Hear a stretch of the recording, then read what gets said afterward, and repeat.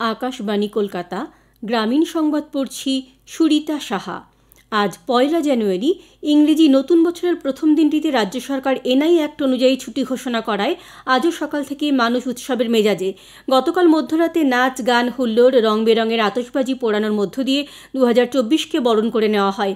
অনেক জায়গায় সারা রাত ধরেই চলে উৎসব, এখনও তার রেশ কাটেনি।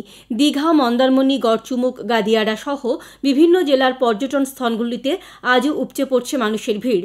এদিকে কল্পতরু উৎসব উপলক্ষে কলকাতায় কাশীপুর উদ্যানবাটিতে ভোর থেকেই ভক্তদের ঢল নেমেছে। চলছে বিশেষ পূজাপাঠ। ১৮৮৬ সালের এই দিনেই ভক্তদের মনোবাঞ্ছা পূরণে কল্পতরু হয়েছিলেন শ্রী রামকৃষ্ণ পরমহংসদেব।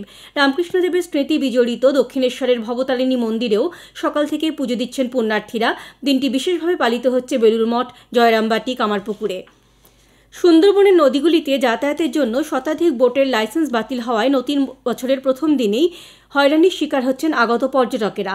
১,০০০-এরও বেশি পর্যটক আটকে রয়েছেন পাখিরালয়, ঝড়খালি, সজনেখালি সহ একাধিক পর্যটন কেন্দ্রে।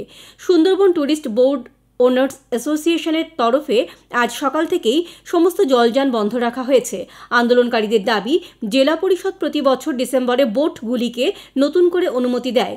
সুন্দরবনে ৮৫০-এরও বেশি বোট থাকলেও এবার অনুমতি পেয়েছে মাত্র ১০০টি।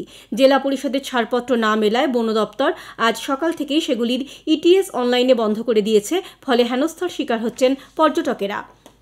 বর্ষশেষে গতকাল বক্সা ব্যাঘ্র প্রকল্পে ফের রয়্যাল বেঙ্গল টাইগার ক্যামেরাবন্দি হওয়ায় খুশি বন দপ্তর। দিন কয়েক আগেও জঙ্গলের ট্র্যাক ক্যামেরায় ধরা পড়েছিল বাঘের ছবি, তবে দুটি একই বাঘের ছবি নাকি আলাদা সে সম্পর্কে এখনও নিশ্চিত নন বনকর্তারা।